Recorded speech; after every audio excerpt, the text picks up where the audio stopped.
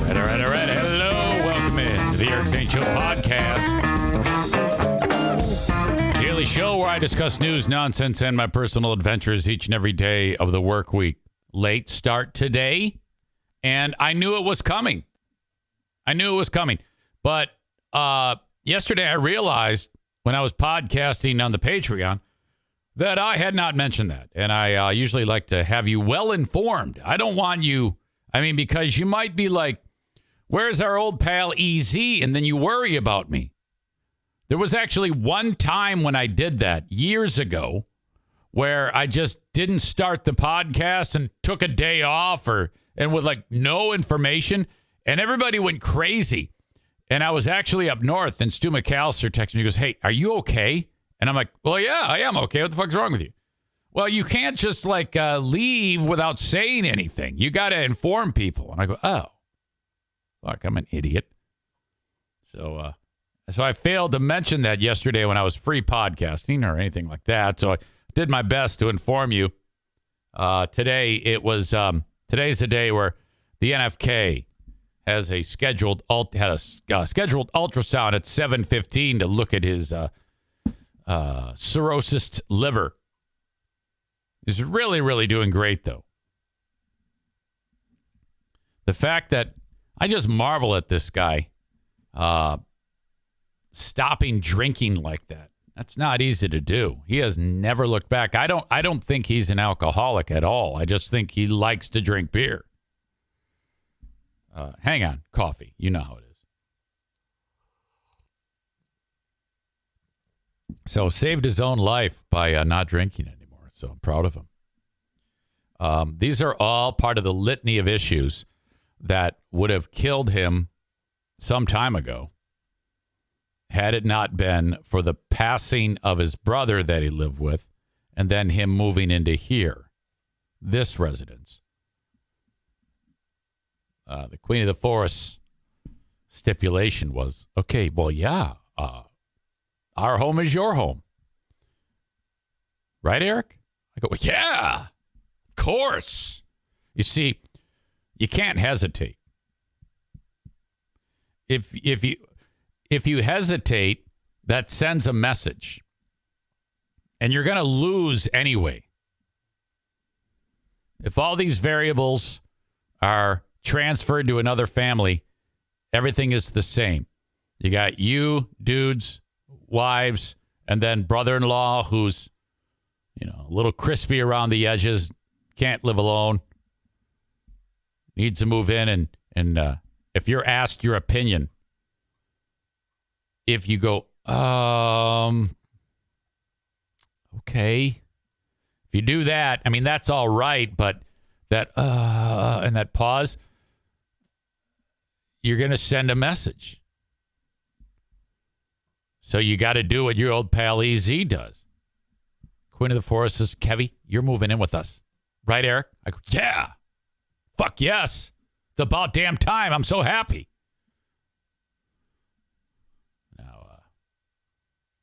Now, he's part of the landscape here. So I can't imagine him not being here. I would never not want him here. But even if I was thinking about it,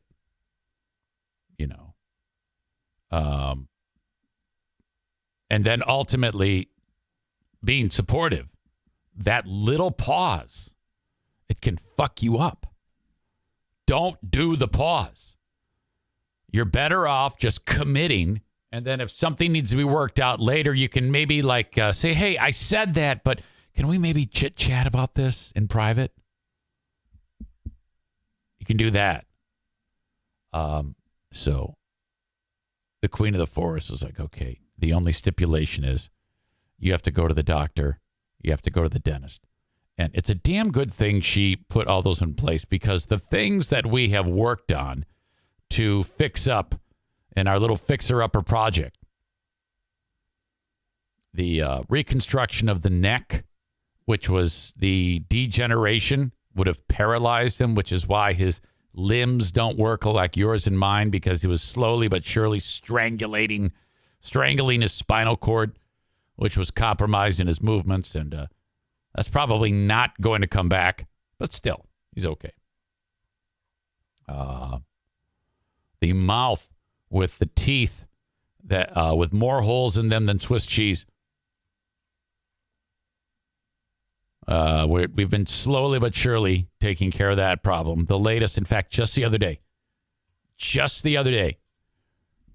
Hey, Eric. Yeah, buddy. You making an appointment with Dr. Lee? Shit, fuck. I told it hard. And he always jams his finger in the mouth. He always sticks his whole hand in the mouth. Like I won't understand if he just says, my tooth is hurting me. The tooth is hurt. His finger's right in his fucking mouth. A tooth is hurt. It's a lack one, man. It's a lack of shit. Fuck. I'm like, okay, you know what? Right now. Make that call right now. This is yesterday. Call the dentist. I go, hey, NFK, another tooth is rotting. He's getting every time this happens, he gets yet another root canal with a crown on it. The guys gets a root canal like every other month. And this all stems from just flat out neglect. I am choosing not to wash my body. I'm choosing not to go to a doctor. I am choosing not to brush my teeth. That's how this man lived. We've mastered the shower thing. The shower is our regular thing. I can report that he is doing well. The teeth are being brushed because of he started to brush them. It wasn't until the pain started in his fucking mouth. So I call up yesterday and I make that appointment. And I'm explaining it to the lady on the phone. Now, I know what it is. He's told me. But he comes walking in the room while I'm on the phone. This is minutes after he just told me about it. And he comes in and he's like, it's this one. It's this one back here. He got his second finger in his mouth. It's this. And I'm like, yep. Yeah. Hey, I got it. I'm going to tell her right now. Okay. Walks away. So we got it. We got that going for us. Today, the ultrasound on the liver, I'm sure there will be no change from the last one. Cirrhosis is wild because it's, he was diagnosed a year ago, immediately stopped drinking. Once those cells start to change in your liver, and then once you have it, you can't unring the bell. And then every little bit of alcohol that passes through your bloodstream and touches your liver, it kills more cells. It's changed everything. And it's, like creeping bent grass in your backyard. And it just slowly destroys the liver. And she goes, never again are you to drink. And he goes, okay. So he's been doing great. I'm so happy. The blood work looks good. He's as fit as he possibly can be. We're driving home. He goes, hey, sticks his finger back in his mouth. Oh, can you, I got to get some Orajel. It's hurting. Because the appointment's not till Monday for the dentist.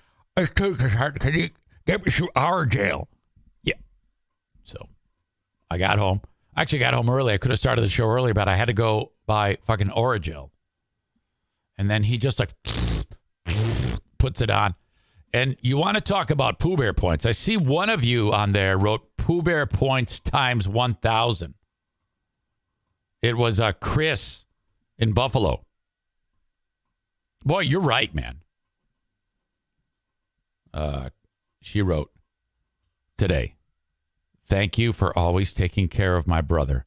I appreciate more than you know. I love you. Now, seriously. Now, I wanted to wreck it. I wanted to write, okay, does that mean we can try anal? Now, I don't really want that, but I just thought that would be funny. I did not, though. I just wrote, that's so sweet. Thank you for acknowledging.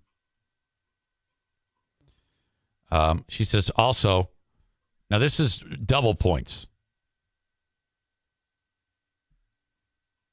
She says, could you call Dr. Lee and make a dentist appointment for his tooth? And I already did. Okay. So I did it yesterday. Appointment is on Monday. All set. So I'm going to really have to fuck up today to lose any Pooh Bear points. You know, stand by. I got to drink this coffee.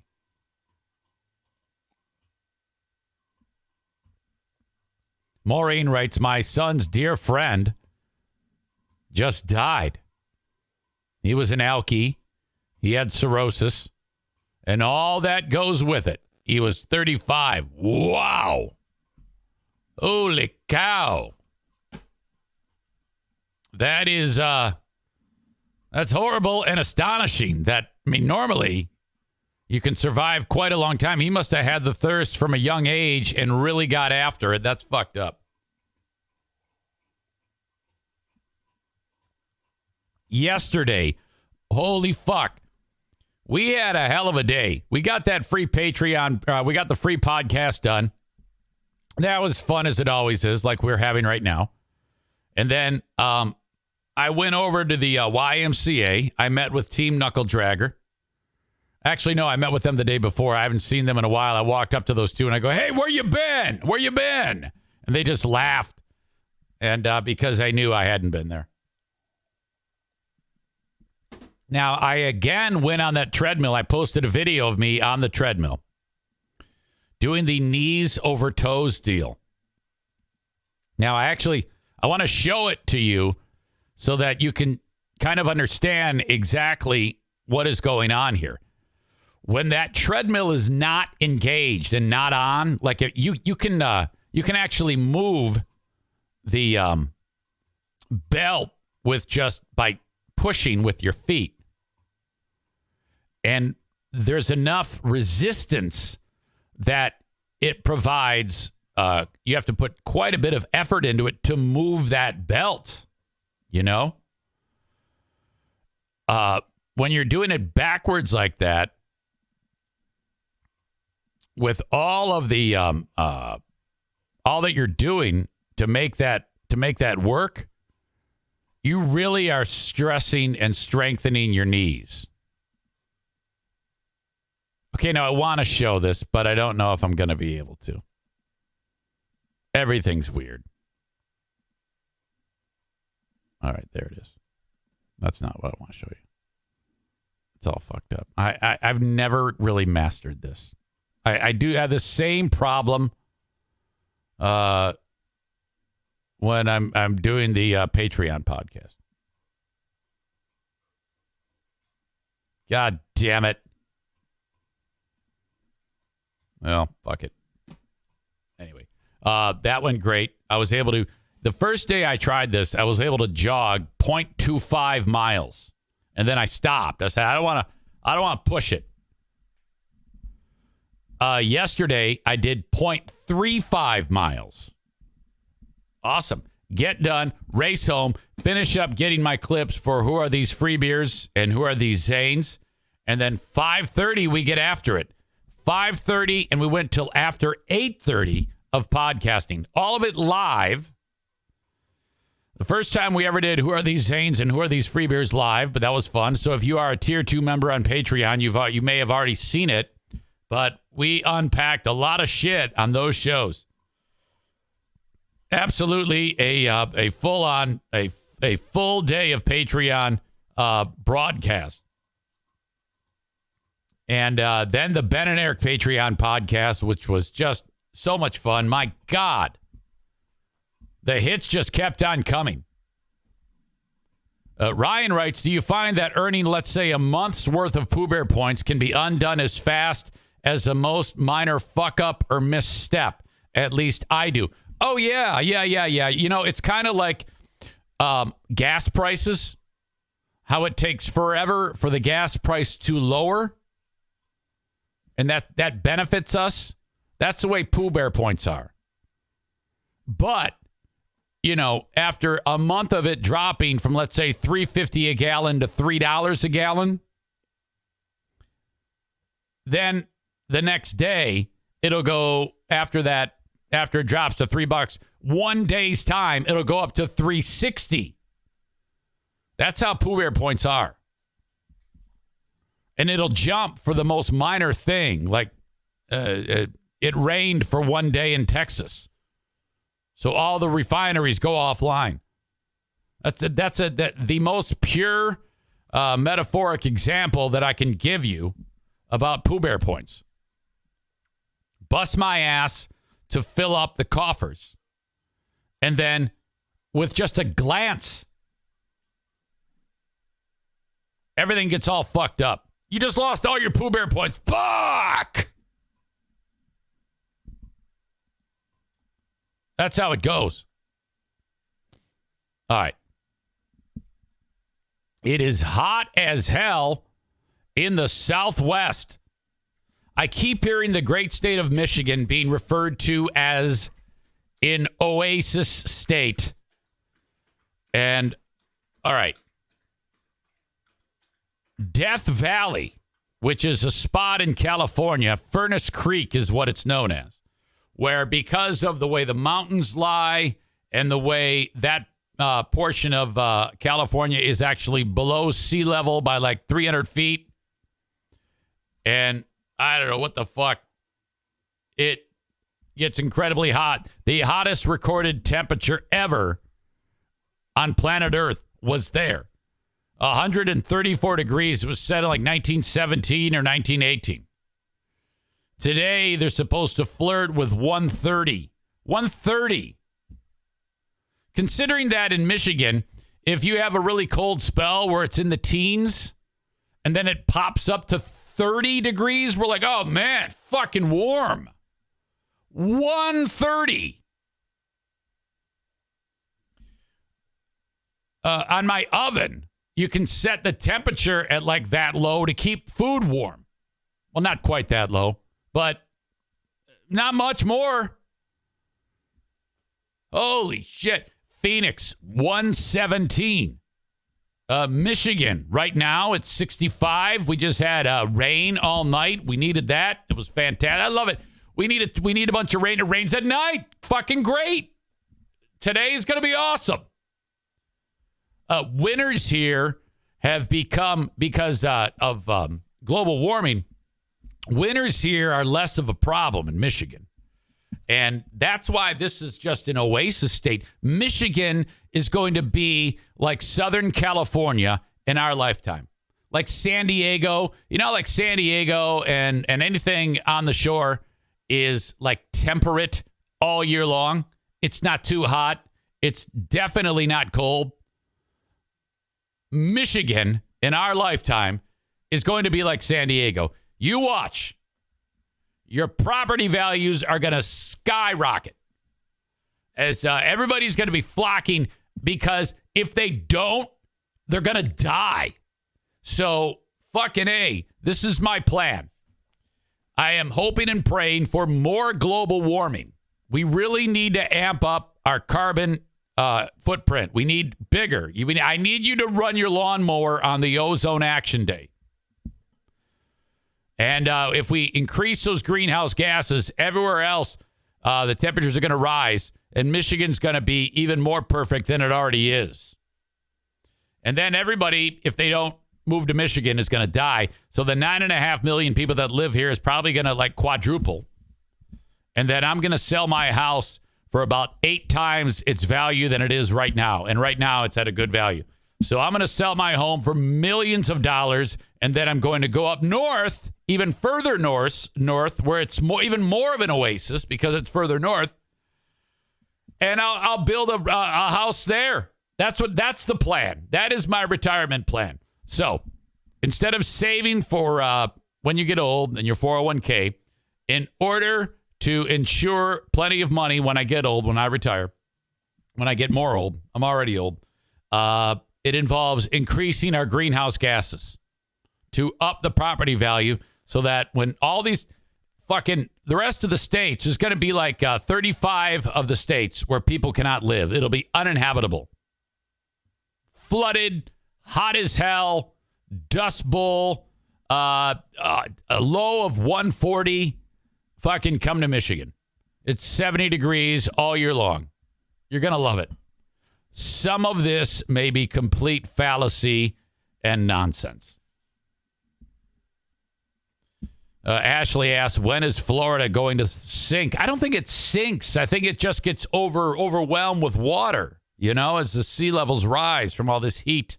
No glaciers. We don't need the fucking glaciers. Come on now. All right. Boy, I'm concerned because I can't get my video to work today. That might fuck me up on the show. Let's see if we can try that again. I don't want to share that story yet. I want to share a different story with you.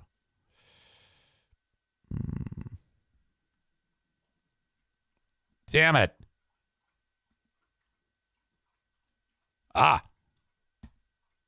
No? This is embarrassing. So, Chris says, I just got a brand new AC from Joe Martinez. Bring on the heat. Oh, big time.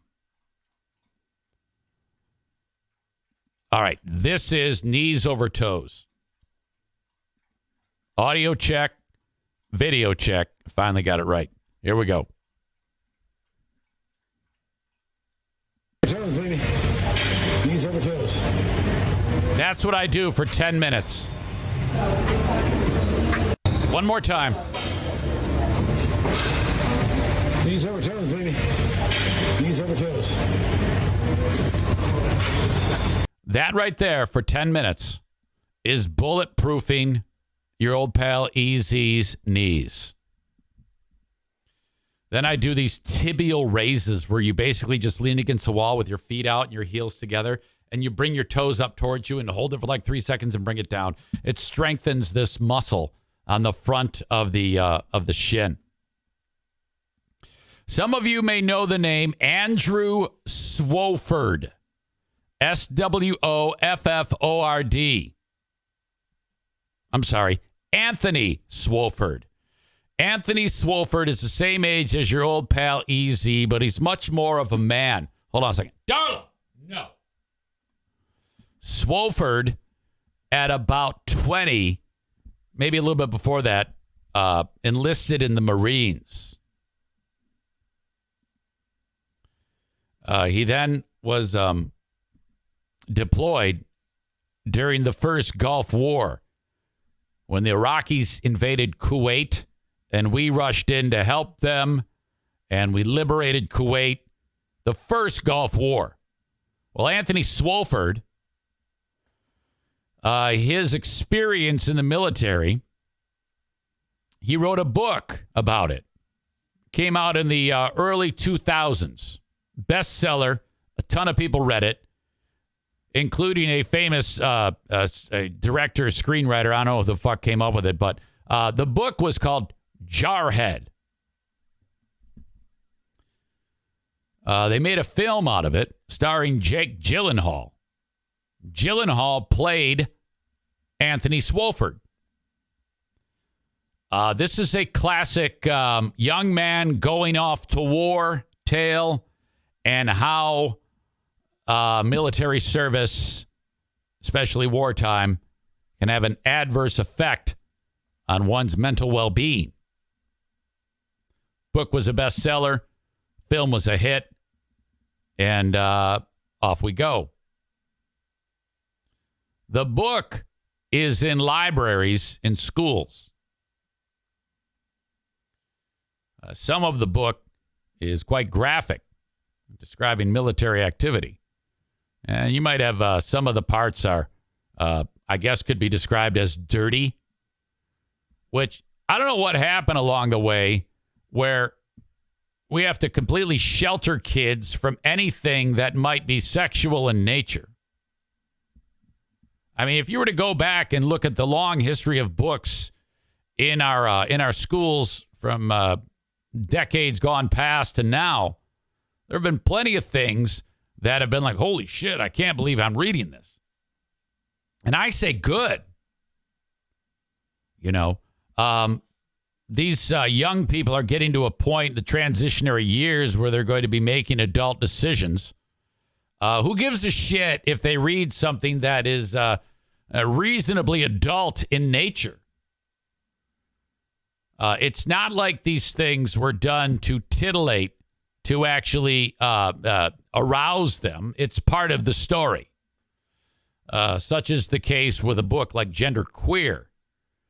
I mean, Not exactly the thing that I would want to see, and very much an adult topic. But, I mean, people need to understand that young people, though they're young, they're being exposed to adult-like things all the fucking time. And I don't think that the answer is to give school boards and organizations the right to ban books. But here we are.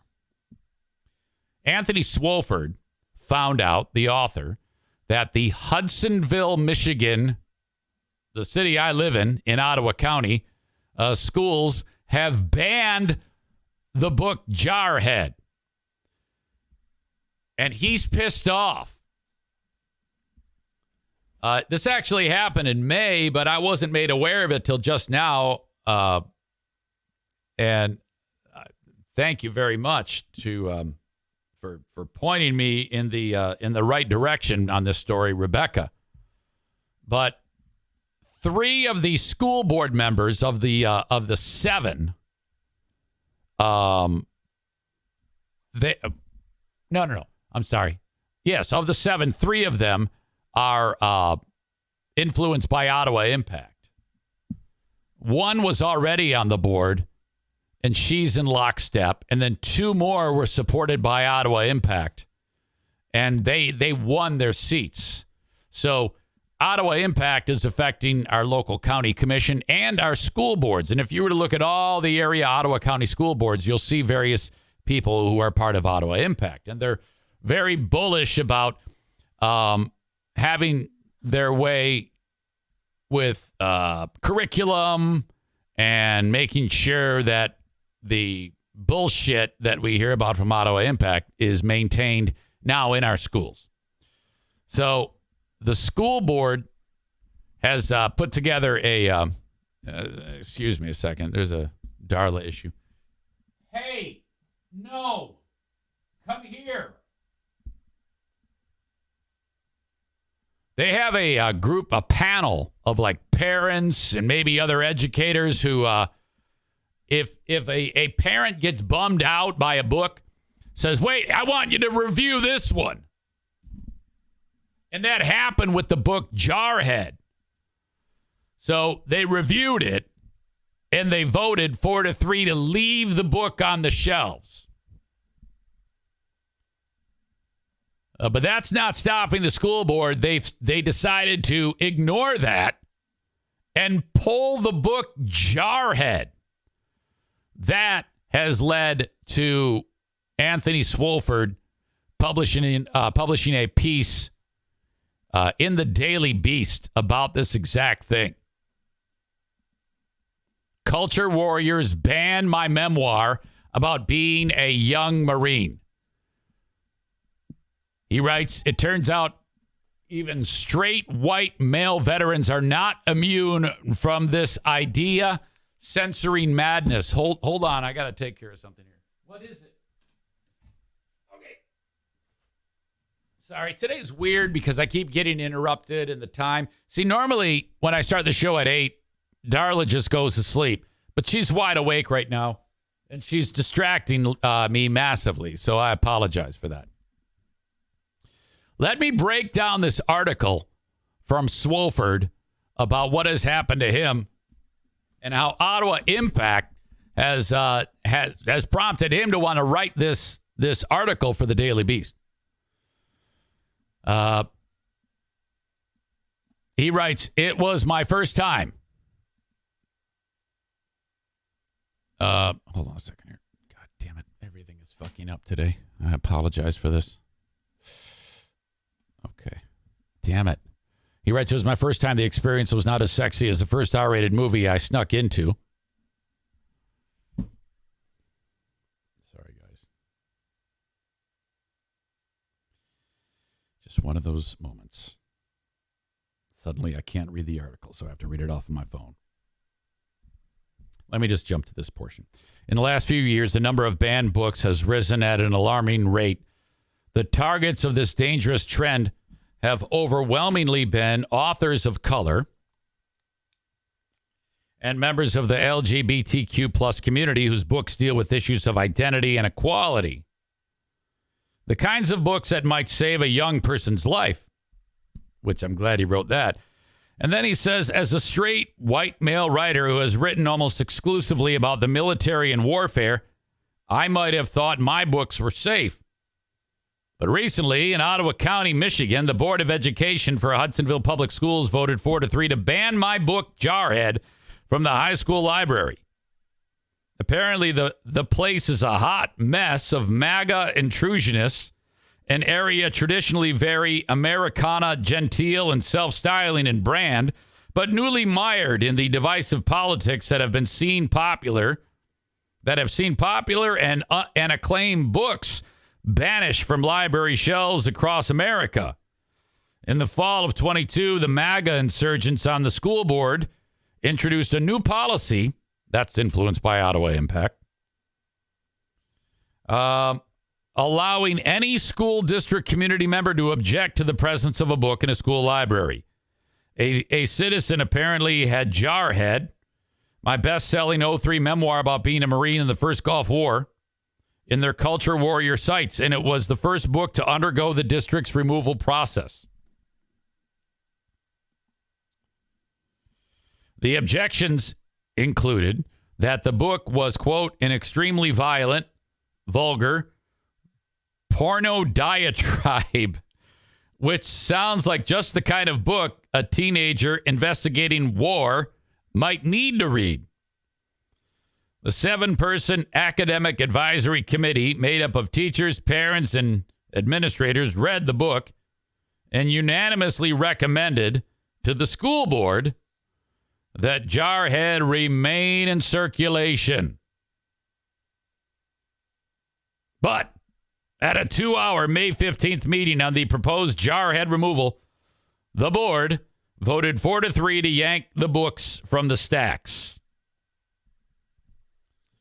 Swofford writes, Jarhead had been checked out a mere 21 times in 20 years of circulation at Hudsonville High School.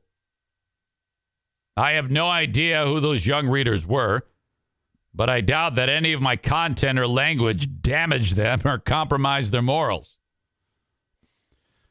Most often denounced is the, quote, field fuck hazing scene, in which, for the benefit of gathered reporters while we were decked out in full nuclear, biological, chemical protective gear in 1990, we simulated rough gay sex on a number of fellow Marines. This bit of drama might be shocking to civilians, but to Marine grunts going to war in 1990, it was just another day at the desert office. And it's damn funny. It would be years before I understood the homoerotic nature of the hazing and the meta layers of meaning in terms of who, what, and why we were symbolically fucking. But over the years, many bright teenagers have offered me layered... All right, he has a word here that I have never seen before. This guy's wicked smart. Bright teenagers have offered me layered exegesis. I'll spell it EXEGESES. They've offered me layered exegesis. It's weird to say. I feel like I know this word, but I can't say it. Chris says that means an in-depth explanation. So I'll just use that. How does that sound? Over the years, many bright teenagers have offered me in-depth explanation concerning that scene, noting the sexualized self and group harm and release we are performing out of frustration, fear, and excitement, and in service of a carnal, combat-centric camaraderie. Yes, parents, it's homoerotic. But so what? So is Sesame Street. I don't know about that. Who knows? Who cares? Other complaints addressed by the committee and board were that the book was unpatriotic and offensive to veterans. Swofford continues, veterans who don't agree with my take on war and warriors are often staunch defenders of my right to tell my version of that most American of stories, a young man going off to war. Many veterans would be offended that someone took the liberty of being offended for them and banned the transmission of the ideas within the book's covers. Swofford writes, books, well, good books, are first and foremost ideas. Shortly after our founding as a country, racial equality became the most dangerous idea, engaging the body politic. This remains true today. But other dangerous ideas now apparently include voting rights, bodily autonomy, and the concept that there are more views than one concerning how and why America fights wars. Given that the U.S. is currently involved in a proxy war with Russia, something I've said many times, in which we have spearheaded all aspects of the Ukrainian war effort by providing huge amounts of cash, weapons systems, ammunition, intelligence, cyber warfare capabilities, everything short of traditional soldier boots on the ground, it seems like a good time to ensure student access to all points of view concerning warfare. The metronomical pace of America's conduct of armed conflict means that today's high schoolers will be in their 20s. Shit. Page just reset. Hang on, give me a second here. I love this article. I am so happy that Rebecca shared this.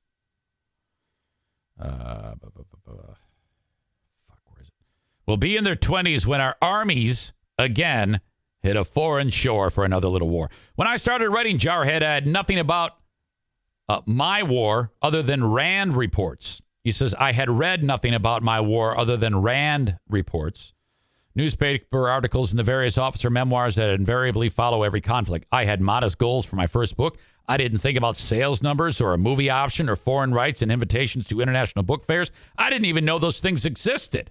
Still, heavily inhaling the fumes of pretension, I earned it at my MFA writing program. I wanted only to make art.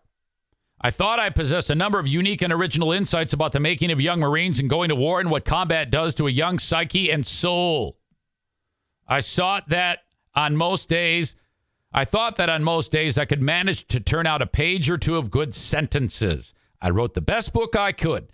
I wanted my book to teach young people things about war that I hadn't been taught or hadn't wanted to learn about when I was a 17-year-old looking to escape a dull suburban life that felt like a prison. I wrote an honest book, and I thought that honesty would be the book's spine and help sustain it in the world. 3 more paragraphs. Thank you for bearing with me. I feel it's important.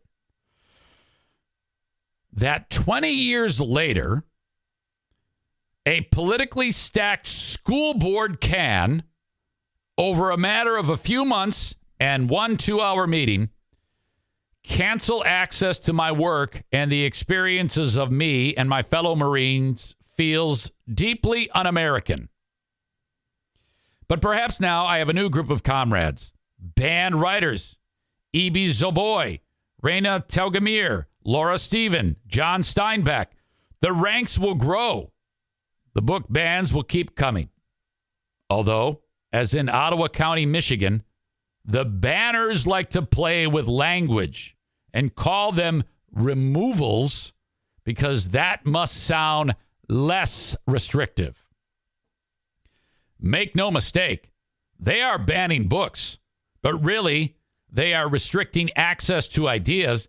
And when one small group of people ban a larger group of people's access to ideas, we are in for a closing of the American mind. What begins with banning books ends with a firescape of constitutional rights ablaze, but the fire is already here on your block. My town, Hudsonville, Michigan, my county, run by psychopaths. This is what we have. And every day, this heats up even more. This community is becoming more and more the center of all that is wrong with America. article after article is being published about our community. And all that had to happen was this wild bunch of weirdos taking over and running roughshod through the commission and the school boards. I think it's everyone's fault in the lack of voter turnout and being asleep at the wheel. But I don't know if that's going to happen again. I firmly believe that the county is going to respond in kind. The people that have taken hold to the positions of power and are influencing the schools in ways that they shouldn't and influencing the county in the ways that they shouldn't, the time is coming. This too shall pass. I believe that. Aram asks, is Moss not pro-military? I don't know that. I have no idea. But I think trumping any of that would be the idea that the people that run school boards now, people that run the county now, are maybe a little bit drunk with power. And the idea that they can take a book like Jarhead, written by a white former Marine veteran, and they can go, oh, man, we got to ban this book. There's a part that's where there's like homoerotic shit going on when these guys were fucking around in the desert. Like what I just read. We must ban the book. Oh, my God. Stevie writes, this pisses me off so much. Hang on a second, folks. We're getting a phone call coming in. Hang on, stand by. I'm getting my technical equipment ready. Hello, welcome to the Eric Zane Show Podcast. Who's this? Big Fraud Zane, this is the President of the United States, Donald Trump. Mr. President, how are you? Doing tremendous. Have you heard this wonderful news that the Ottawa Impact has banned Jarhead? You've heard this, I assume. No, Mr. President, that doesn't sound like good news to me. What? Oh, it's tremendous. It's tremendous. I think they ought to ban all books. You know, I think there should be maybe no books, except for maybe my book. I wrote maybe the best book. Well, this is quite a coincidence. I didn't see this coming from you, Mr. President, because I mean, this guy is he's a legend. He's a military veteran, and these are all things you should like. He killed some of the bad guys. What's wrong with his book? Well, I mean, maybe he killed bad guys. We don't know. I mean, we're going by his word, which is we don't know if it's a good word or a bad word. We don't know. You know, probably I would think Obama would have had something to do with probably pushing his books out. I have no idea, but it sounds like something crazy that would have happened during the Obama administration. And, you know, it's totally crazy, these military operations, by the way. I have documents about some of the best operations. Oh, yeah. I think those should be published. Yeah, those were the ones that you unclassified, wasn't it? Totally unclassified. They're so unclassified you wouldn't believe how unclassified they are. And I think you described it as all you need to do is think it, and it changes from classified to unclassified. Well, it's true. It's true. You know, thanks to your late show, I'm able to enjoy your program today. I noticed you're also talking about maybe Michigan being the future refugee climate or whatever. Yes. All the rest of the nation is turning super hot, so we got everybody's gonna move here. It's gonna be fantastic. I don't know about that. I mean, there's so much science, and you know how much I know about science that maybe says global warming, totally fake news. You've bought into the hyperbole, big fraud. Now you're out there spreading fraudulent information about climate change. It's terrible what you're doing. So you think I should be banned, Mr. President? Am I giving out fraudulent information? I should not be. I should be asked to stop. Well, I think you should be. I think you should totally be. I mean, you're always fraudulating around all this information about different things that are so fake. You've become part of the fake news media mainstream, and it's so bad what you're doing. It's so bad. Okay, so you were listening, and you said, I gotta come in and fix Big Fraud, put him on the right path, right? Well, I mean, if you wanted to blame anyone, I guess, for climate change, it's probably Joe Biden. You know, his administration has done such terrible things. The wildfires, the tornadoes, the heat. definitely by all means, Joe Biden probably administrated all that himself. I mean, because we had such wonderful weather when I was president, you might remember. Okay, so you're suggesting that the second he took office, he has wrecked the planet. Oh, yes, he's turned on those solar panel farms and the windmills. Those windmills are terrible. I've told you about those before. They're terrible what they're doing to the environment. The birds, they get all confused. Terrible things happen when those windmills and solar farms are online. Okay, so if you are elected, and by the way, being that you're facing an indictment right now and you've been charged, but if you happen to win, will that be part of your executive orders, tearing down the solar panels and the windmill farms? Well, I think so. And we did so much in the first 4 years, which was maybe the best 4 years of American history, better than Lincoln, better than Washington. But, you think about the wonderful things that I did, destroyed NAFTA, Clinton. By the way, talk about documents. He had the socks. Let's not forget about the socks. Clinton had the socks, and George W. He probably he killed innocent people like Saddam Hussein. Wait a minute, Saddam Hussein is innocent? Are you kidding me? He was a dictator. He might have been a dictator, but you got to admit he was holding ISIS back. He was totally holding ISIS back, and George W. Bush, he came in there and said, "I got to finish Daddy's little Gulf War," and he went in there and he totally de-escalated and destroyed an entire society. You make a good point. I mean, when you think about it, I'm starting to sound like you. Yeah, Saddam did hold ISIS back. That's interesting. Of course he did. And I had to go in and destroy ISIS. Right. I had to do it, of course, and I did such a beautiful job destroying ISIS, which is, really why we should ban books. I think that every book should be banned. Why do we even need to be bothered to read? Right. All right. Now, what did you say about Clinton? Socks? What the hell were you talking about Clinton? Oh, of course, because Bill Clinton, of course, you got to remember blowjob Clinton. He went in there and he took things. He hid things when he left the White House in his socks. Look it up. Totally crazy. His socks. In his socks. He totally took things in his socks. I don't know. He might even had White House socks. He might have taken them. I don't know. All right. So classified documents, socks, it's all the same to you. It's totally the same. They move you out so fast, by the way, Big Fraud. They move you out. They put everything in boxes. I had so many things in these boxes. I had golf shirts. I had pants. And these documents. The documents. In there totally. I wasn't about to hand that over to the FBI. No. It's insane. Mr. President, I got to run. I appreciate you listening at this late hour, and I'm very, very happy to have you here in attendance. You call me anytime, okay? Of course, Big Fraud Zane. You're doing such a wonderful job. And don't worry about the books. They're going to be totally banned. You don't even need to worry about Jarhead. Terrible book, terrible movie. Okay. Just hangs up again. Oh, that was a pleasant surprise. Well, there you go. That's what's up. It is a Thursday. Kyle from Dumpster Divers is going to be joining us shortly. But first off, a reminder that if you are enjoying the show on Facebook, Twitter, and YouTube, the only way to get the full show is on Twitch, twitch.tv/Eric Zane Live. So you go to twitch.tv/Eric Zane Live, or you download the Twitch app and then search Eric Zane Live.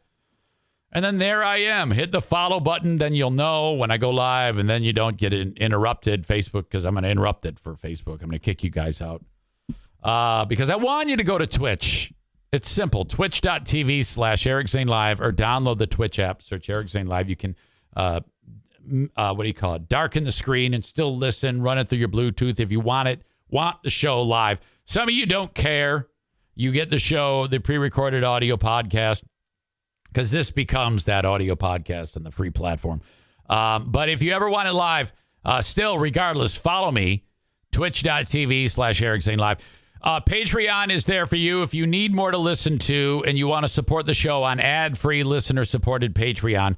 You can check it out for 7 days free. This is the perfect time to sign up because we just had our third episode of Who Are These Free Beers yesterday. I haven't yet made the audio of that available. I will very soon. We also did another edition of Who Are These Zanes? That was show number 30. And the Ben and Eric Patreon podcast, all on Patreon. So you sign up at patreon.com/Eric Zane, patreon.com/Eric Zane. Or download the Patreon app and search my name and sign up for free. You don't need to even worry about it. You do have to put a payment form in because when that 7 days expires, you'll be charged. But if before that 7 days you cancel it, you're good to go. And I'm even doing this. So if you sign up, you could, if you want, immediately cancel it. And you're going to get the 7 days. But I'm banking on you're going to like it. So then you'll sign up. So whatever you want to do, try it for a few days. And if you're like, yeah, I can get behind this.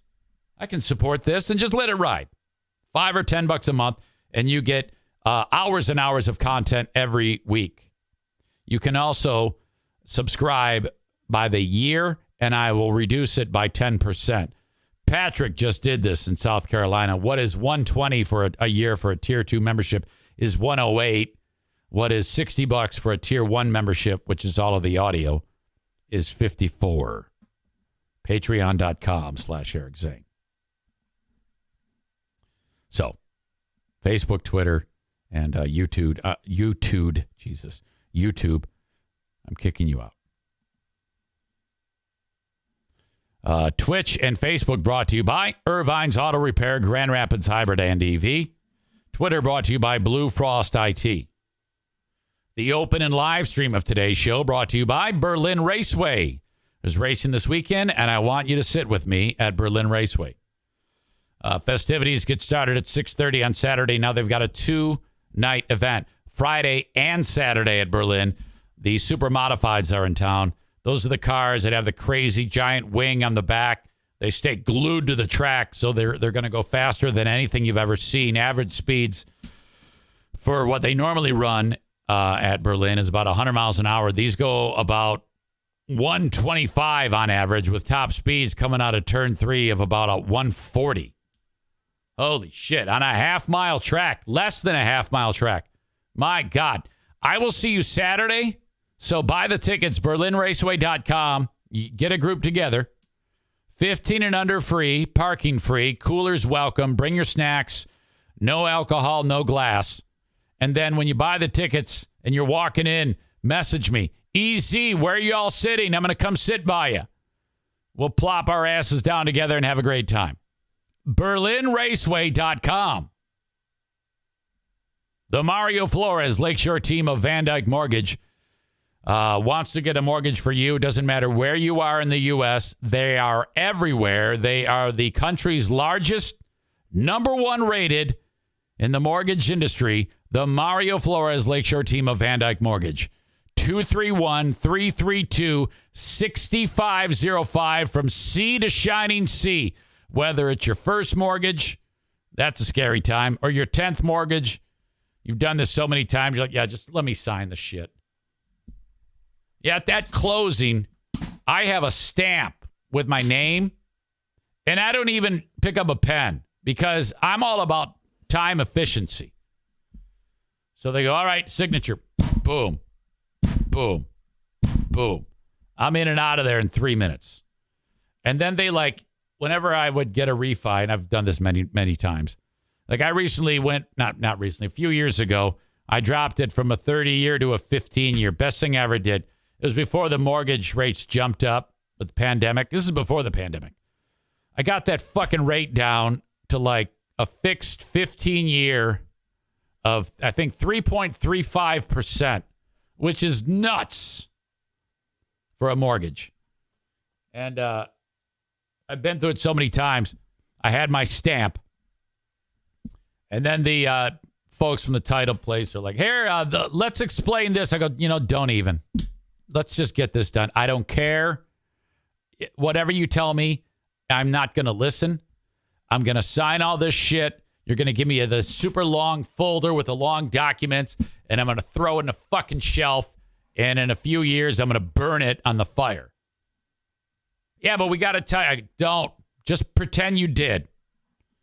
Okay, sign, stamp, Stamp, stamp. 3 minutes later, we're done. I'm the best customer. It's all about time efficiency. Anyway, call Mario, 231-332-6505. In fact, I recommend you sucking it up and getting into a 15-year mortgage. You may have started with the 30. Go get a 15 because you're going to save tens of thousands of dollars in interest over the life of that loan. You're going to pay that off so much quicker, especially if you're an old fuck like me. You don't want to be retiring with a mortgage. You want to retire with you own the house. Okay? So get into a 15-year with Mario. You'd be surprised. You can get a much lower rate on a 15-year. Figure it out. I don't give a fuck if you got to do DoorDash to make that nut every month. Pay that shit off. And then pay even more than the 15-year nut each month. Put another couple hundred in there. You can drop that thing down to like 10, 11 years if you do it right. All right. That's your Eric Zane Show podcast. Mortgage advice. 231-332-6505. Ryan says, I got mine down to 1.99%, 15-year, beat you big fraud. Well done. That is fucking great. Holy shit. How long have you been paying on that 15-year? Borculo Josh says ours is similar. Plan is to have it paid off in 10. You motherfuckers are killing it. I'm proud of you. Can you imagine being the age of you guys, which is considerably younger than your old pal Big Fraud, and you've paid off your house? Holy shit. Keep it up. I'm proud. Maureen says, easy. You should have asked Trump if he would be available for Trump on Sports during the huge show today. I brought it up to Bill. I go, do you want to do Trump on Sports? He goes, no, that's your thing. Your thing is Trump on Sports. Aram says, Trump seems to be warming up to Big Fraud Zane. Ashley says, the hang up. Classic. No, that's like my favorite part of the whole fucking thing when he hangs up on me. Aram says, Trump's always the very best part of the show when you think about it. And the best part of the show when you think about it. See what you did there.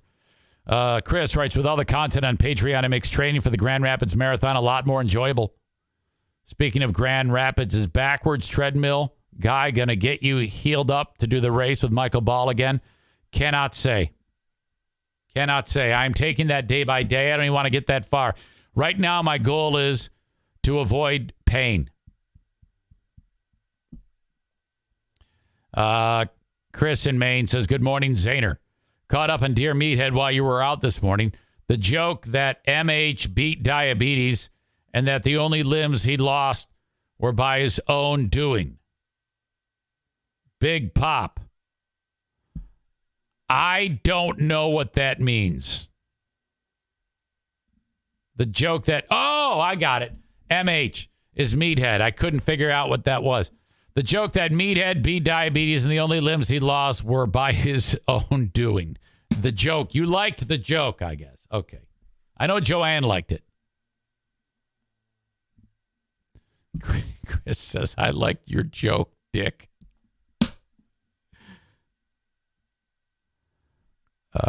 Eric, you should challenge Mike Ball to a backwards race. No, I'm not challenging anybody to a race. I'm not challenging anything. All right. Whew. What a day. I cannot believe they banned the book Jarhead. A white dude, former Marine's book got banned. This is getting out of hand. Unbelievable.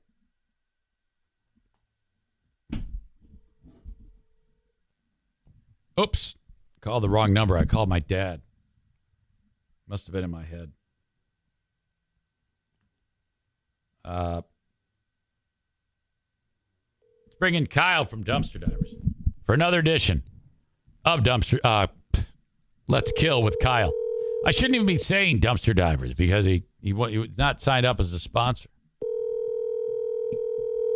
All right, now. Eric Zane. Yo, man. What's up, dude? Hey, listen to this. I had a sponsor cancel because of shit that I was saying. Oh, yeah? Yeah. It was because I make fun of because I make fun of Republicans. He got all butthurt about that. Oh, really? Yeah. That's freaking awesome, dude. I'm very happy that it went that way. He's a nice enough guy, but it's fucking stupid. Especially like political parties. Like, come on, dude. Like, yeah. Why are you identifying that hard as a Republican that you got mad at? Well, yeah, and he's like, he didn't even declare that he was a Republican. He just said that a lot of his people that patronize his business are Republican, so he can't risk it. And I was like, dude, that is such bullshit. What a soft ass thing to do. Yeah, I mean, I don't get it. Like, that's just like, do you have like some sort of cancellation policy where you're just like, yeah, you're gonna have to pay me the whole thing? Oh, well, he already paid me, so I already spent it. So that means it's mine. That's the policy. Yeah, hell yeah, then. Yeah, that's crazy. That's a bummer, dude. Hopefully that don't hurt too much. No, it's not that bad. In fact, it wasn't that expensive what he was paying for. He was the studio sponsor. It was $150 a month, which brings this up. It should be the Dumpster Divers Studio for $150 a month. Oh, I see what you're saying here. So I can't remember what you called it. Fear Bunker Studio or something? Yeah, it was the Baldwin Ace Hardware Fear Bunker Studio. It would be the Dumpster Divers, whatever we could call it, studio.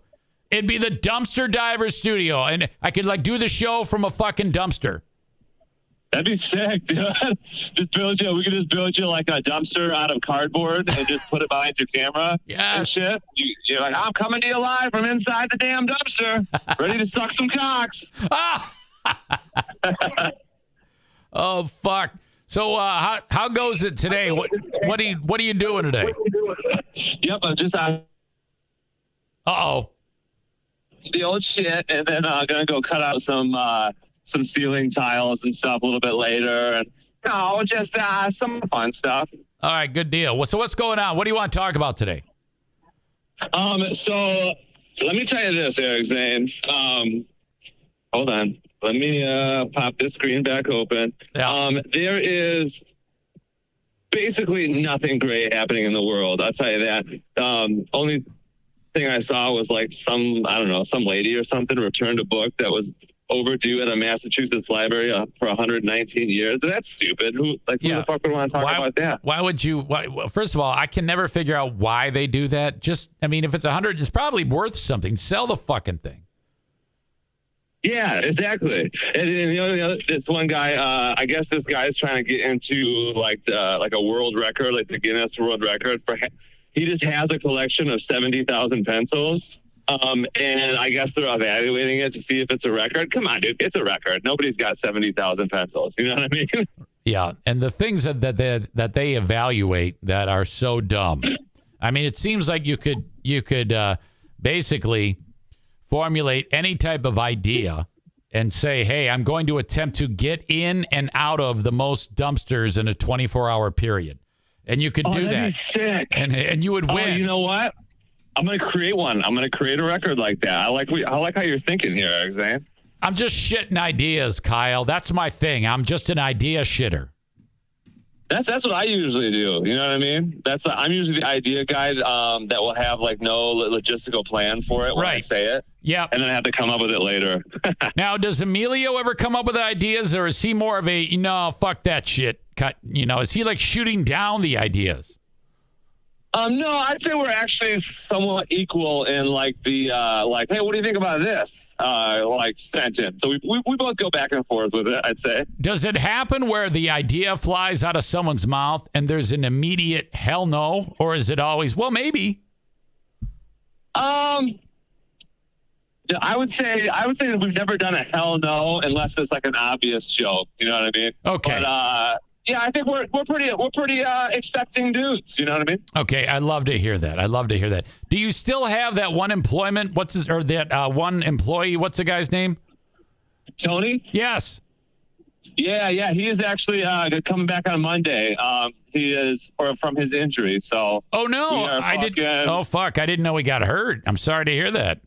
Yeah, he messed up his ankle, like playing with his kids. And so he's just been out for a little bit trying to get that dealt with, because we're like, it was like one of those injuries where you're like, well, we can't just like throw you in a truck and hope it all works out. You know what I mean? Like, right. Can't do that. So yeah, we've had to, work with the insurance company and go through all that crap. Tyler wrote a joke that I think is funny. And he wrote, the only hell no from Emilio was when he was asked if they should renew their sponsorship on the Eric Zane Show podcast. That's fucking awesome. No, it definitely did not go like that. I know. It went more so like a hell no on the other side. We were like, oh, hell no, but on the magazine. I know. The magazine guys got you by the balls. Yeah, they got us. And, you live, you learn. Yeah, hey, it happens. Have you gotten any business from the magazine? I mean, it's hard to say. Like, I mean, we go to Hudsonville all the time and stuff. So, but like, it's not. I don't like people aren't like saying. At least the people I talk to on the phone, they're not saying like, "Hey, we saw you in the magazine." I'm just assuming that maybe they did, or maybe they didn't. Right. Specifically, if it's an old person, then I am more apt to believe that they might have read the magazine. So listen to this. I was just talking. I don't know if you were listening during the. You were probably working, but leading up to this call, there was a story how you mentioned Hudsonville. The school board banned a book, and we hear about this from time to time, banning like LGBTQ plus books and shit like that. But they banned a book called Jarhead. Have you ever heard of that movie Jarhead? Yeah, with maybe Jake Gyllenhaal, maybe. Yeah. This was the book written by a white dude, former Marine, about what it's like in wartime. They banned it because there's a couple dirty parts. Classic. Here we are, fucking the start of Fahrenheit 451, baby. Exactly. Ray Bradbury. Ban the book. Spurt them. Yeah, straight up. I actually loved that book in high school. Oh, my God, yeah, yes. That's a bit rough that they're starting to ban those suckers. It's like, what? Like, oh, we're going to ban this one so we teach the kids how to turn into foxes and shit. Well, like, you get one like I don't know if you ever had to read The Scarlet Letter. Yep. About the chick who liked to fuck. So, yeah, baby. they put the letter on her and shit. So, what? I mean, that's what's going to happen here. These fucking wackos are taking over. Exactly. I know. It's like, yeah, dude, you can't ban books. You know what I mean? Because even if they're bad, like you can learn from them. You know what I mean? Like, come on. Do you remember the book called The Catcher in the Rye? Oh, Eric Zane, that's my favorite book of all fucking time, dude. I love that book. If you want a funny visual, imagine. I think maybe we were seniors. I think we were seniors when we read it. Maybe, no.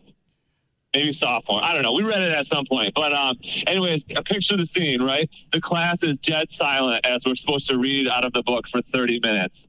And dead silence is all-consuming.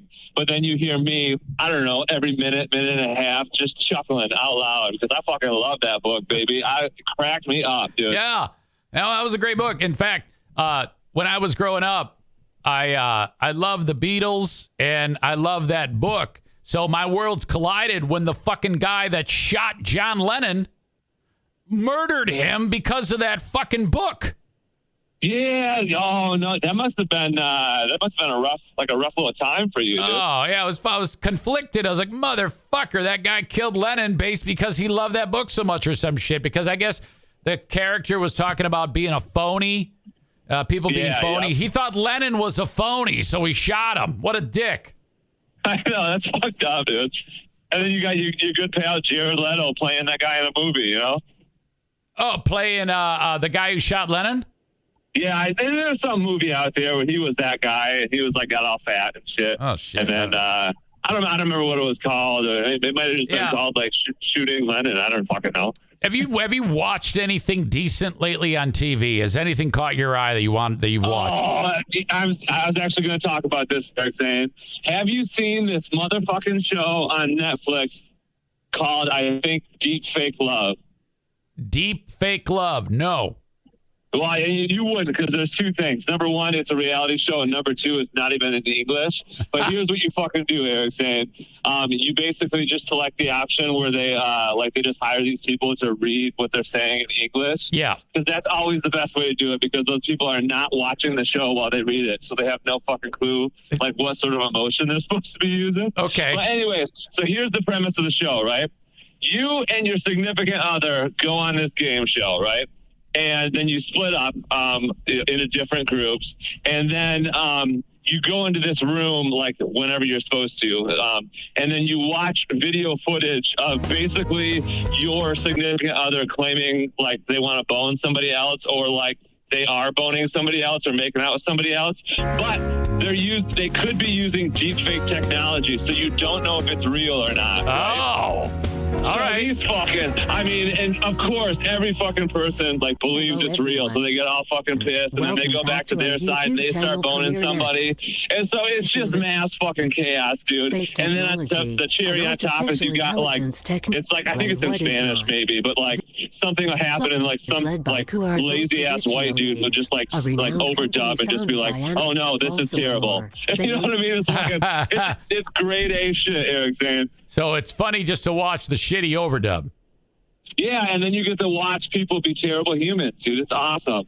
I just finished the Murdoch documentary, Alex Murdoch, Southern Scandal or whatever the fuck, you know, that guy. Yep. Yeah, I want to watch that as well. I have not yet, though. It's a quick watch. It's only 3 episodes. I wish there was more to it, but they kind of burned right through it. It's pretty remarkable. That wasn't bad. Somebody suggested. I think Linda suggested I watch that. It's very, very good. Yeah, I love shit like that where it's just like real shit. You gotta like unpack the mystery. Hell yeah, baby. I know it. I was talking about this before. People love true crime so much that if you murder, like Alex Murdoch, like if he got out of prison right now, everybody would love him because he did such a good job killing his family. For sure, dude. Maybe not. All right. What else is going on? Any plans this weekend, Kyle, or anything you need to touch on? That's I do actually believe that I'm going tubing this weekend, which might be the first time in the history of this show that I know what I'm doing this weekend. But here's what I do want to talk about, Eric Zane, and I know you fucking are not going to remember this, and it's not going to happen. But I have finally secured I don't know what you would call it, but Blue is going to let me start my yearly tradition now of having a guys' weekend. So my father-in-law's got a little property up north, and it's like perfect setup for like camping, you know, like either a camper or tents or whatever. So we're having a guys' weekend up there in late September. And I'm trying to get Eric Zane to fucking come and do it. And is he gonna? No, but I am gonna. No, there's no fucking way. Fuck that. No fucking way. No way. Fuck that shit. I just want to hear about it. Oh yeah, you're gonna get some good stories for sure after that weekend. God damn it. Hanging out with you fucking drunk losers is gonna be so annoying. There's no way. Fuck that shit. Dude. No, dude, we're gonna be chopping down fucking trees, dude. We're going to be chain smoking cigarettes, dude. We don't care. All the stuff that you don't, it's not even stuff that we do in real life, but, you know, you just got to get all the energy out for those years so you can be a good dad and shit. When is it again? Like probably September, the weekend of September 29th, maybe. And you're going to go where? Like in Baldwin, Michigan. Oh, area. yeah. That's right near where the guy, Baldwin Ace Hardware, the guy who canceled the sponsor. Oh, that's where it is. Yes. This whole time I always thought it was like Baldwin Street. No, it's Baldwin, Michigan up there with all those fucking hillbillies. Oh, hell yeah. Maybe I can avenge your marketing death, dude. I can just walk into the store and just start yelling stuff. No, Kenny writes, Kyle should go there and fuck with the guy somehow. Oh, my God. No, all right. Well, I tell you what. I give it a 0% chance that I will take you up on that. Okay, well, that's fair enough. But I will say this. when you are on your deathbed, one thing you can never say is, Kyle never invited me to fucking nothing. God. Now, is it going to be all bros? It's going to be all bros. Oh, yeah, no females, no kids allowed, dude. We're just broing out, dude. Oh, my God. That would be so out of my element. I don't know, man. I only like hanging around with girls. That's my thing. I kind of hate hate guys. So, except you. I love you. No question. Yeah, I mean, yeah, but all the people I know or the people that are coming are somewhat like me. So that's why it's gonna be great, dude. We're gonna be fucking chopping down trees, dude. There's a lake. Now, it's gonna be great. Is there like a house that you guys stay on? Do you stay in tents? What do you do? Yeah, so there's like a bunch of campers on the property right now, and then people can tents or whatever. Actually, you know what, Eric? I just changed my mind. You can't come because I'm just remembering all the recent conversations about maybe wanting to suck a dude's dick. So yeah, you can't come because I don't want to be breaking up any fights, dude. All right, Kyle, I'll leave it right there. You're the best. All right, love you guys. All right, love you too. See you, man. Deuce. Kyle from company that may or may not be known as Dumpster Divers. Tyler describes it as a good old sausage fest. You are correct. I understand that at some point during that conversation, you may have heard some audio. That was my fault. Chris said that's not distracting at all. Kenny says audio bleed through. What is that? It was part of the trailer for that show that he was talking about. God, I'm an idiot. Hold that thought. I got to lose this hoodie. Hang on. I'll be right back. Something that your old pal EZ is proud of. At the start of the 7-day free trials for Patreon, I was at an all-time low of 179 supporters on Patreon. The 7-day free trial was just what the doctor ordered. I'm now up 40 since then. 219. That's the highest it's been since like a year and a half ago. When I first started on Patreon, the first month, like it was January 6, 2019, immediately, within like 2-3 days, there was 455 people on there. And it's been downhill since. Until now. People get tired. People only want to support a little bit. People hate me. Don't like the content. Feel like I'm not doing enough. Whatever. There's 1,000,001 reasons. There's always something. In fact, I need to share this with you. I'll totally pull you in behind the curtain.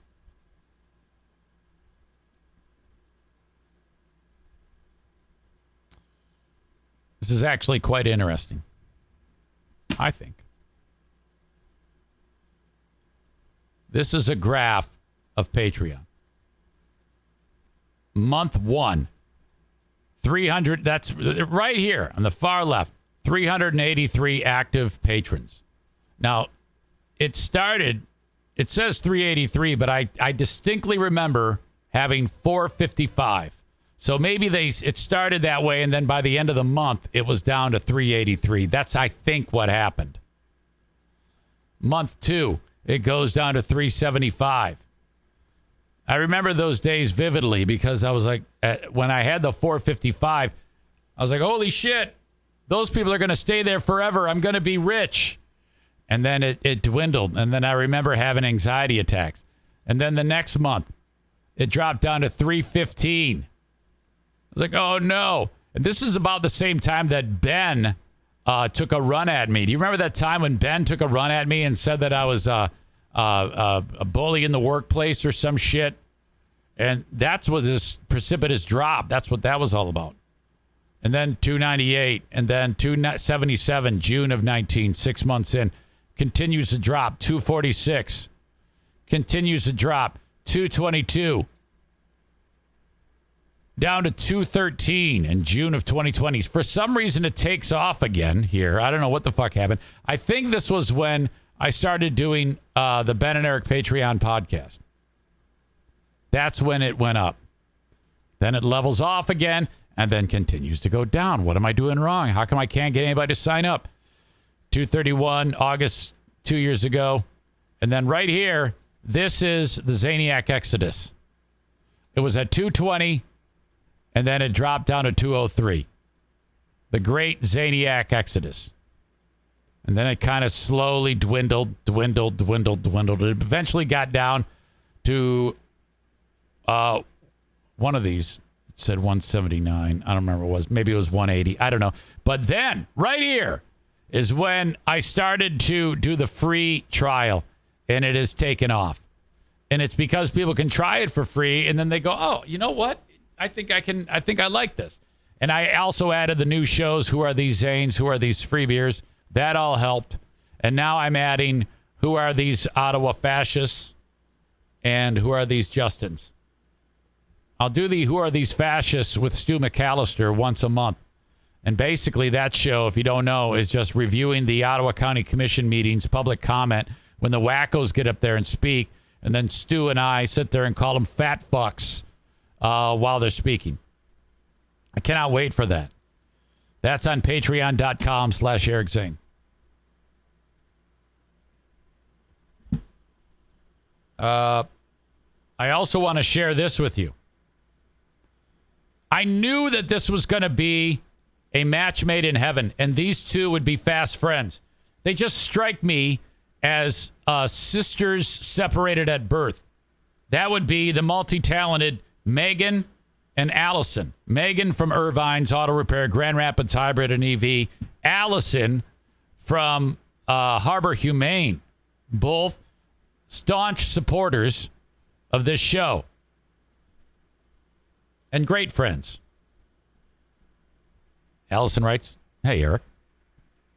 Megan and I were chatting this morning.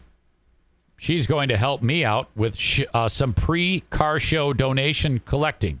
Now, if you don't know, Irvine's every year does a awesome car show in their parking lot. And you have to be there with me for this. I love this event. So there's these people that exist in the world that just have badass cars, and they just look for car shows to attend and just spend a day. Like what you do for fun, it might be whatever the fuck. Riding a bike, going swimming, going camping, traveling. These people fix their cars up and then show up at these shows. So you got this parking lot is full of awesome cars. And then they're judged and they announce a winner. And there's always a, what do you call it? A charity benefactor. Trucker Dan says, like me with my 74 Chevy truck. Yes. Well, fucking up north Justin with his orange 1979 Silverado would do very well in this.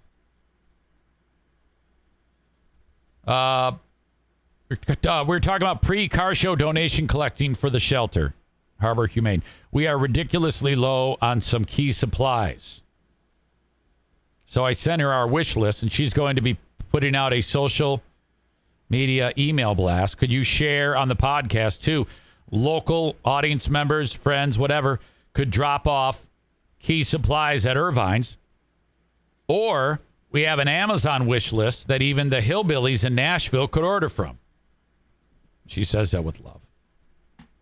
And Nashville is kind of like the blanket term for when you're not in the area. There's people all over. But let's just say people from Nashville. Megan says, I'm making a post. I'll send it to you to share if you'd like, Eric. Tell Kevin I said hi. That is show mom Megan.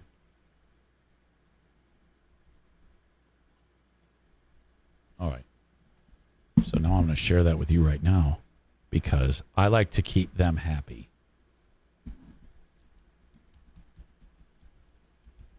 These ladies are on a mission to help Harbor Humane.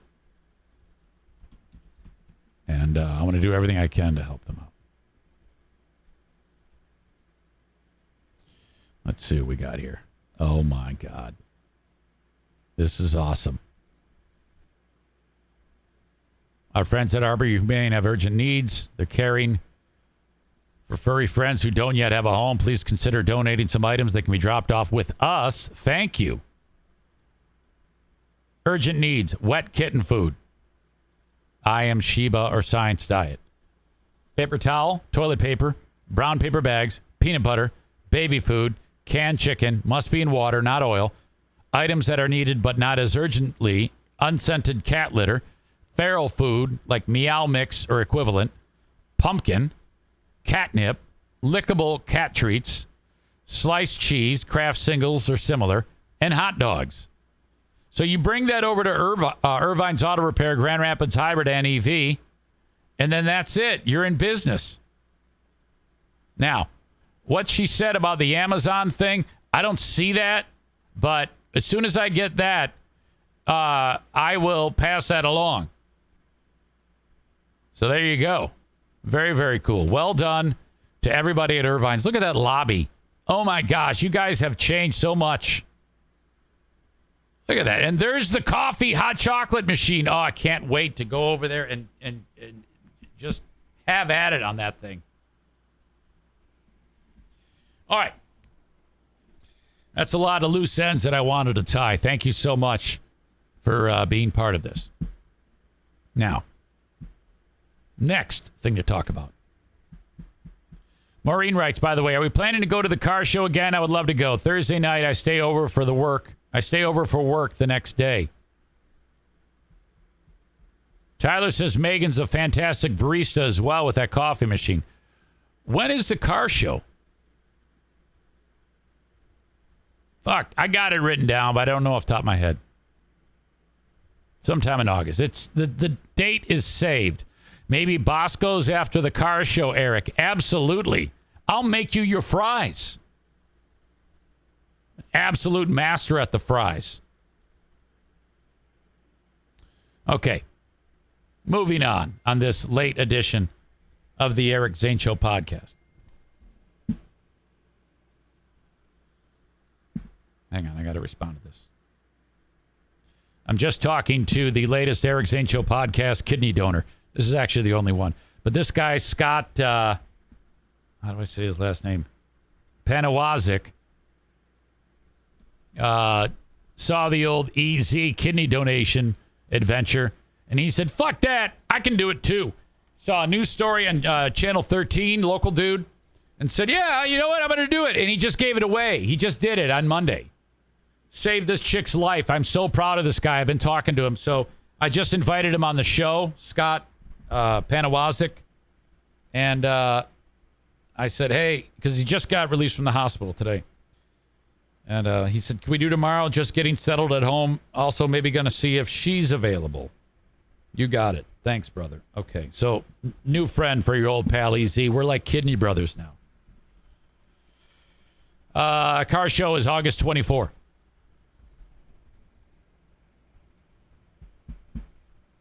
Okay, what do I want to talk about? Oh, my God.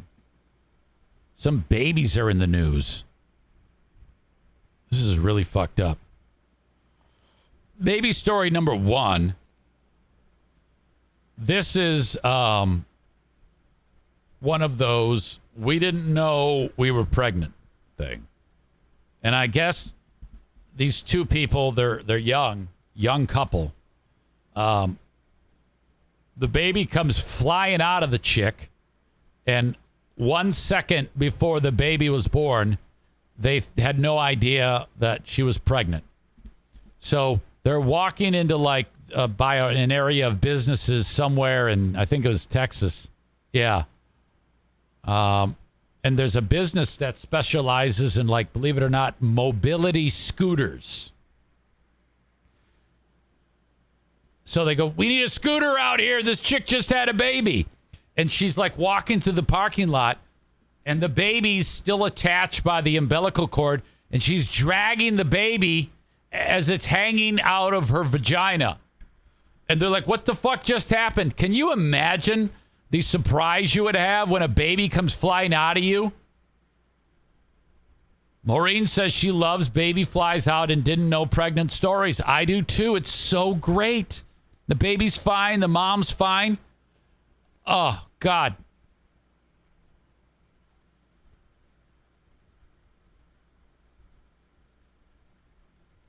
Oh, fuck. Hang on. I just ran 10 seconds to this story with no sound. I'm having a terrible time with this today. It's been one of those days.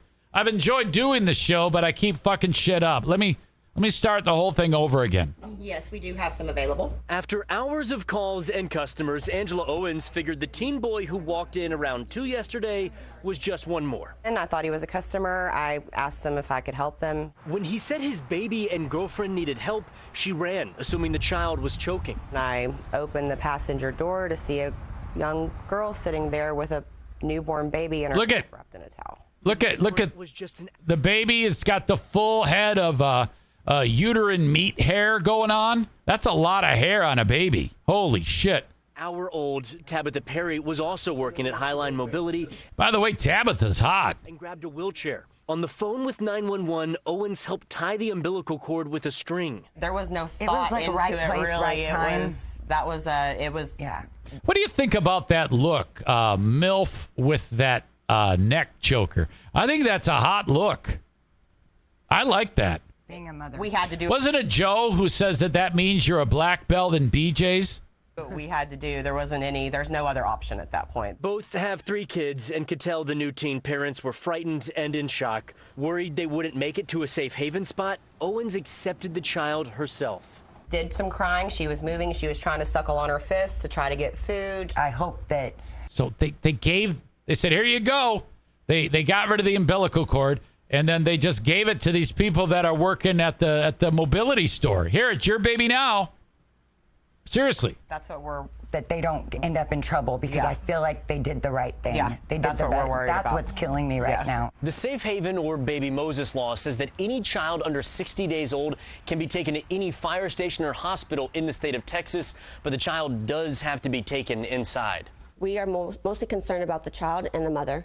We want to make sure they get the care that they need. Police said they don't know if there will be charges. Grateful just that the child and mother are healthy and that the Why would there be charges? wrong place turned out to be the perfect one. Absolutely a saving grace at this point. I'm proud of them for asking for help. That doesn't happen all the time. That's it? All right. Now, I don't know how it works. I mean, if, in one of those scenarios when you, surrender your baby, does that mean you have no chance of getting it in the future? I need to know how old these kids were.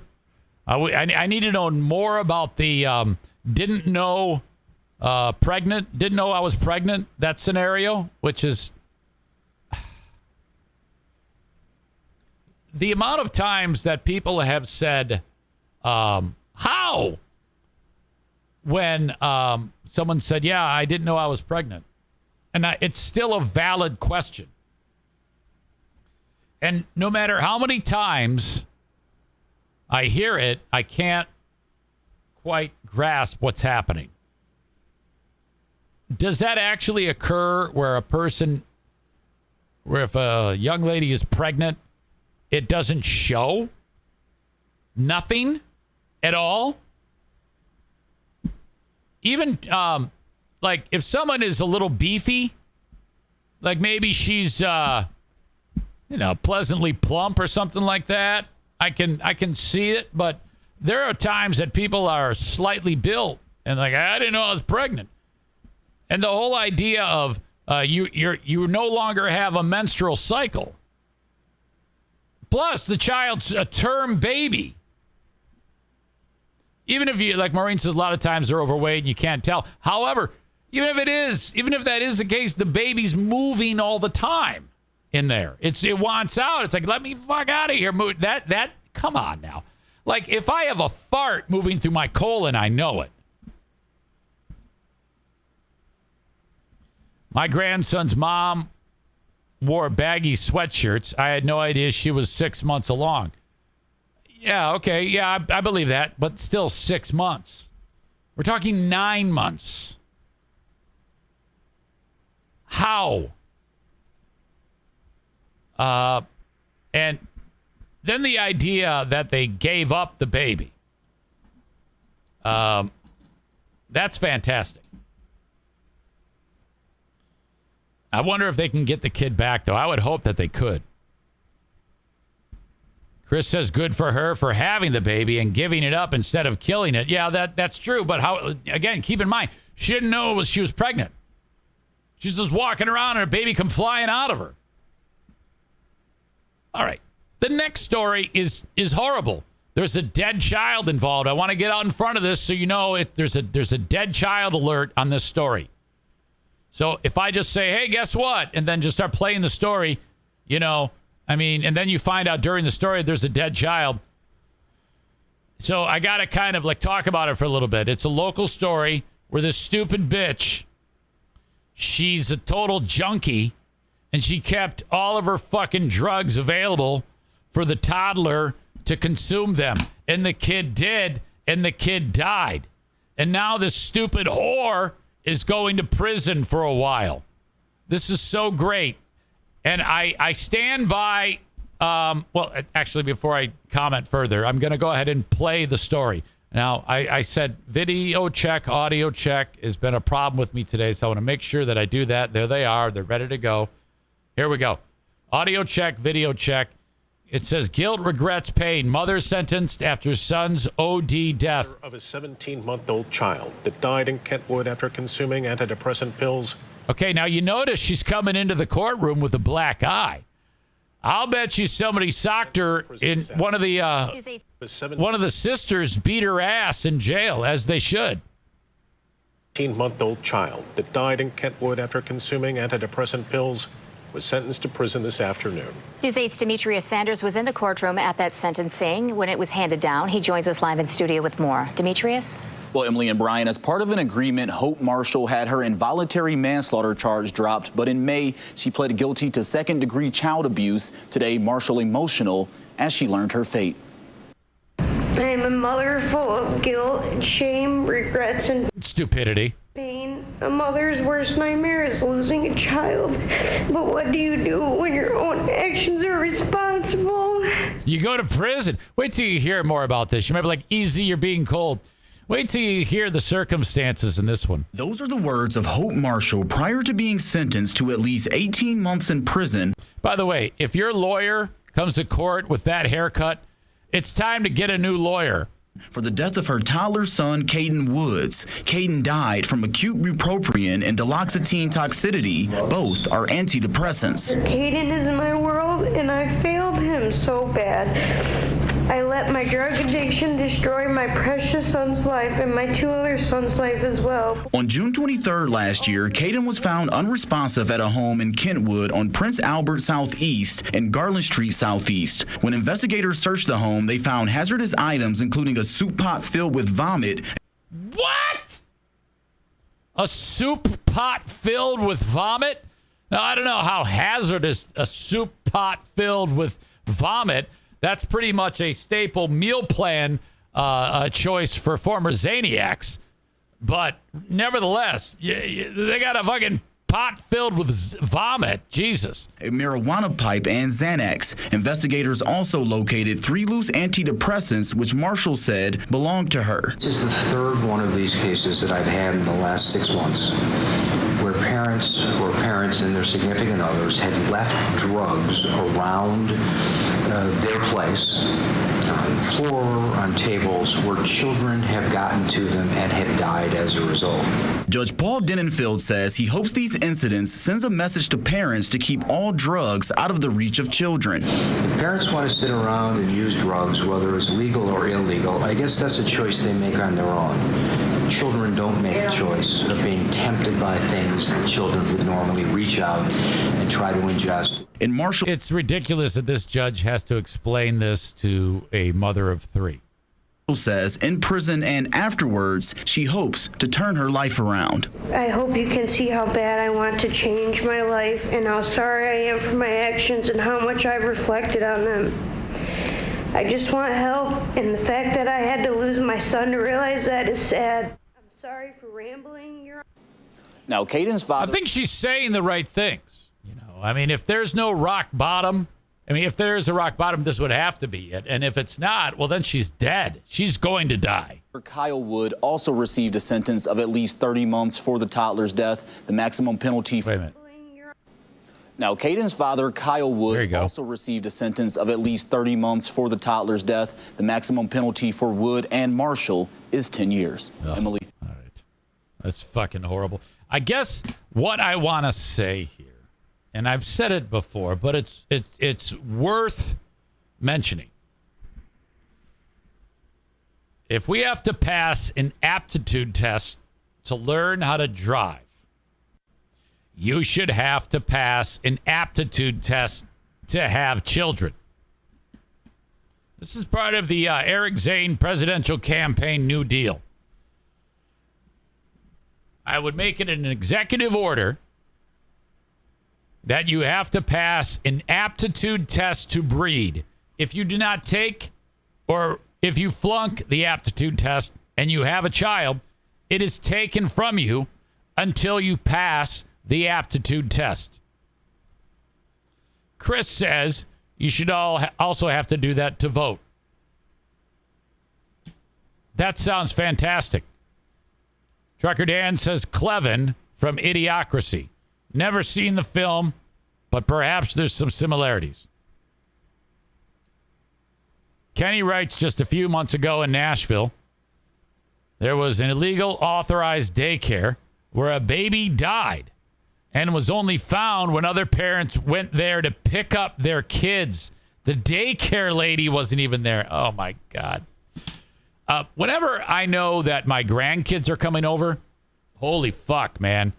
There's all sorts of shit I do. I go to every medicine cabinet and I take all medicines out because I know what kids do. And then I take my guns and I lock them or put them in absolutely impossible to reach places. Because as I've described to you before, there's guns everywhere here. Hey, where's your guns? Everywhere. Why? Well, I got to be near it. What good is it if I don't have one near me? I've got one right here. But I don't want to pull it out because if I do, I'll get some type of Twitch ticket. They'll say that I'm trying to cause a mass shooting or some shit. I'm serious. There's a holster to the underside of the fucking counter here so that I can just grab it and turn around. I should probably face the door. One of you suggested that I turn this shit around, and I'm going to. I am going to turn this all around so that my back is not to the door. Maureen says, we saw the one under the bed with Darla. Oh, that's the big kahuna. That's the shit. That's the home defense shotgun. Cole says, how many guns do you have? Standard answer, not enough. I'm never more than an arm's reach away. Everywhere. I keep a piece on me when I'm mowing the lawn. Fuck. All right, so that was a horrible story, and I'm glad that dumb bitch is going to fucking prison. Let's move on and discuss this crazy fuck in Kentucky. Whoever sent it, I forget. Might have been Chris, said Kentucky, the new Florida. After this story, cops wanted to raid this dude's house because they thought he said there was like illegal weapons there. They thought there was illegal weapons there, but come to find out that he is illegally obtaining human body parts. Look at FBI finds remains decorated around the Bullitt County man's home during a search. Let's get into it.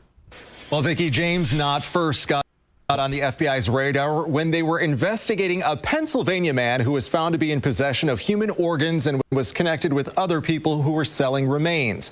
That led them to execute a search warrant on Knott's Mount Washington home yesterday, and what they found was disturbing. We do want to warn you, some of the details you're about to hear are graphic. Looks like Sam the Jew. You guys remember Sam the Jew? I think he's I think he is part of the second wave of people that left the show. I really believe that. I haven't heard from him in forever, nor seen him. I think he was big on the bashing the transgender community. Sam the Jew. My theory is he left because of my opinions on the matter. And then someone quit Patreon and put a line that said, differences in opinion. And I suspect that was him, but whatever. Who cares? By the way, I could be 100% wrong on all of that, but I bet I'm not. Tuesday morning, this normally quiet neighborhood was awakened by federal agents serving a search warrant on this home. Inside was James Knott, a man suspected to be involved in a network of people selling human remains online. Caroline Branham was at home asleep across the street. I think they stole some of hers. You see that chick? Her son's girlfriend was awake. She got up at 3 or 4 o'clock in the morning. Whoa! Holy shit! This is proof that aliens exist. If you do not have access, this is what you need to do. If you're listening to the audio podcast, you need to click on the link for this story in the show notes to see this chick. Holy fuck. Morning and saw all the blue lights and everything, and she still didn't know for sure what was going on. According to court documents, when agents asked Knott if anyone else was inside his residence, he responded, "Only my dead friends." Once inside, the meaning behind those chilling words became clear to agents. During their search, they found 40 human skulls, spinal cords, femurs, and hip bones. Wow. Some of the skulls were used as decoration, one wearing a headscarf, another sitting on the bed where Knott slept. It's a shock. He's probably, you know that term, hey, you're going to get skull fucked. I'm pretty sure that guy put his dick into an eye hole. When I heard this, you just never know who your neighbor is anymore. But it doesn't end there. According to court documents. Look at that. That is, again, another image from the former Zaniac Facebook page, self-portrait. Knott was also selling human remains on Facebook under the alias William Burke. The FBI says Knott has been linked to a network of people in several states who are believed to be trafficking human remains. Some of the remains are believed to have been stolen from a mortuary in Little Rock, Arkansas, while others were allegedly taken by a morgue manager at the Harvard Medical School. Agents even finding a Harvard Medical School bag inside Knott's home. Oh, boy. They also found weapons, ammunition, and materials to make destructive devices. Yes, I'm shocked. I mean, but anymore nowadays, nothing surprises me, you know. This lady has potential to be a meme. Oh, this world is just, when I was younger. Those skulls are more attractive than this woman. And, you know, things have changed. Well, right now, the only charge Knott is facing is the possession of a firearm by a convicted felon. If he's convicted, Knott faces up to 10 years in prison. Big one. Live in studio tonight, Drew Gardner, WLKY News. I'm just hanging with my dead friends. Jesus. Well, Maureen says, good Lord, he's insane. Gosh, you can really buy, you really can buy anything online. Referring to that lady, is she one of the corpses? Ha ha, your reaction was priceless. Jeez. That is unbelievable. Ladies and gentlemen, the day is getting long. I want to remind you, though, that I'm on Cameo, cameo.com/Eric Zane, just $20. Still waiting on my first one at the $20 price point. I raised the price recently. I think I've scared everybody away. It was $15, now it's $20 for Cameo. Cameo.com/Eric Zane. I have T-shirts available at my website, ericzaneshow.com. Click merch. Hello to Joe Martinez from A&E Heating and Cooling. Congrats to Chris K getting the new AC installed from Joe. Thank you for calling upon Joe. That's what I want you to do with all of my sponsors, is call upon them when in need. That keeps them happy, which means they keep me happy. 616-516-8579. If you need any help at all with a scheduled repair job with your AC or your furnace, or you need a new one installed, they can help you with that, of course. Get your AC tuned up. Might just need a good tune-up for just $79. A&E Heating and Cooling, 616-516-8579. One more to mention, that is our beloved pals over at Irvine's Auto Repair, Grand Rapids Hybrid and EV. 616-532-6600. The best in the business. If you are in the West Michigan area, make this a priority when it comes to getting your vehicle repaired. Family veteran lady owned. 616-532-6600. Early bird drop off, late bird pickup. And you can even get a loaner car for free. Excuse me. With Irvine's Auto Repair Grand Rapids Hybrid and EV, where the dealers take the cars that they can't fix to them. That's true. And, of course, the absolute cream of the crop when it comes to servicing hybrids and EVs, which are becoming more and more of a thing. Irvines.com. Your asshole of the day today. Yesterday it was Jonah Hill. God, that was weird, man. What an insecure fuck. He's with a chick who models for a living, and he doesn't like that she models for a living. Control freak, psychopath, fuck you. All right.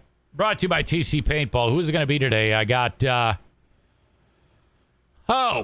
people who banned the Hudsonville School Board. Banning the Jarhead book, that's a bad one. That's you got lady whose baby died. That one's so bizarre and sick and serious. Crazy fuck in Tennessee. Not Tennessee, Kentucky.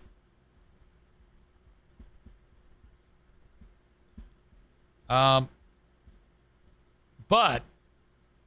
after all is said and done, you know it's bad when a school board is going up against a lady she accidentally killed her baby because she left her drugs around, and it's going to the Hudsonville School Board for that nonsense of banning the book Jarhead. Fuck you, Hudsonville School Board. And fuck you, Ottawa Impact.